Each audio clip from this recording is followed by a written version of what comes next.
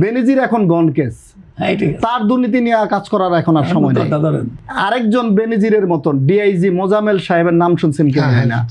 আমার সাংবাদিকতার বয়স খুব বেশি না, 24-25 বছর বয়স। তবে আমি দুর্বলের পিছনে আমি থাকি না। আমার সাংবাদিকতাই হয়েছিল ক্ষমতাশালীকে প্রশ্ন করা, প্রভাবশালী ব্যক্তির দুর্নীতি অনিয়ম খুঁজে বের করাই আমার এবং আমার অনুসন্ধানী টিমের কাজ। বেনজির এখন গন কেস, তার দুর্নীতি নিয়ে কাজ করার এখন আর সময় নেই। আপনি যদি মনে করেন যে এই যে বসুন্ধরা এই আবাসিক এলাকার পাশে যদি বলেন যে জলসিঁড়ির পরেই আরেকজন বেনজিরের মতন ডিআইজি মোজামেল সাহেবের নাম শুনছেন কি না?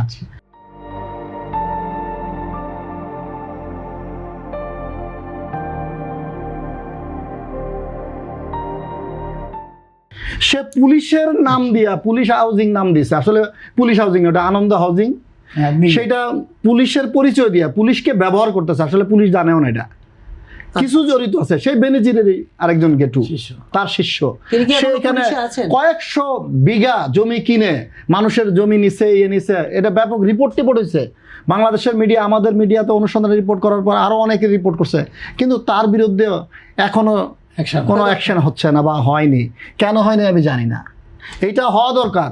আমরা চাই নাকি দেশে আছেন কিনা এইটা এখন এই মুহূর্তে আমি আসলে লেটেস্ট খবরটা আমি জানি না। সে অস্ট্রেলিয়া ছিল, তারপর শুনছিলাম দেশে আসছে, এখন কোথায় আছে সে? এই যে মানুষের মানে শত শত বিঘা জমিতে কিভাবে হাউজিং করে একজন ডিআইজি রানিং পদে থেকে, কিভাবে ওই সময় করলো বিগত 1.5 বছর চলে গেল ইন্টারিম গভর্নমেন্টের, তারা কেন ব্যবস্থা নিল না? কিংবা এই সরকারের নেওয়া উচিত এখনো।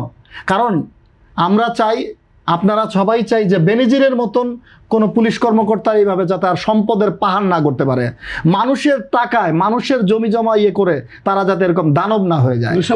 এটা সব সরকারের সময় আমরা চাই। আমরা চাই এই সরকারের আমলেও কোনো পুলিশ কর্মকর্তার দ্বারা, আপনি বলছেন একটু আগে যে একজন জাতীয় দলের ক্রিকেটারকে নিয়ে থানার পুলিশ নির্যাতন করছে, এইটারও আছে না? এইটারও কঠোর অলরেডি তাদের বরখাস্ত করা হয়েছে, করছে এরকম যাতে নেক্সট আর কোনো পুলিশ না হয়। কারণ পুলিশের পরিবর্তন চায়, পুলিশও চায়। আমরা চাই যাতে এই বেনজিরের মতো পুলিশটা আর এই দেশকে আছে না আর নিয়ন্ত্রণ যাতে না করে, রাজনীতিটা তারাই নিয়ন্ত্রণ করুক। হ্যাঁ, পুলিশ বিভাগে যেন কেউ বেনজির না হয়, আর এইসব বেনজির হওয়ার পিছনে কিন্তু আমাদের সাংবাদিকরাও জড়িত, আমাদের রাজনীতিবিদরা জড়িত, আমাদের সব সেক্টরের লোকরাই কিন্তু জড়িত। আপনারা পুলিশের সেক্টর দেখতেছেন, আপনার প্রতিটা সেক্টরে দেখেন রাজনীতিবিদদের অনেক সময় আমরা দুর্নীতির কথা বলেন, এইটা বলি সেটা বলি, তারা অনেক সময় উদার কিছু বলে না। আপনারা আছেন না, আমাদের প্রশাসনের যদি বলেন, এই যে আমলা যাদেরকে বলি আমরা, তাদের কত দুর্নীতি আমরা কতটা করতে পারি?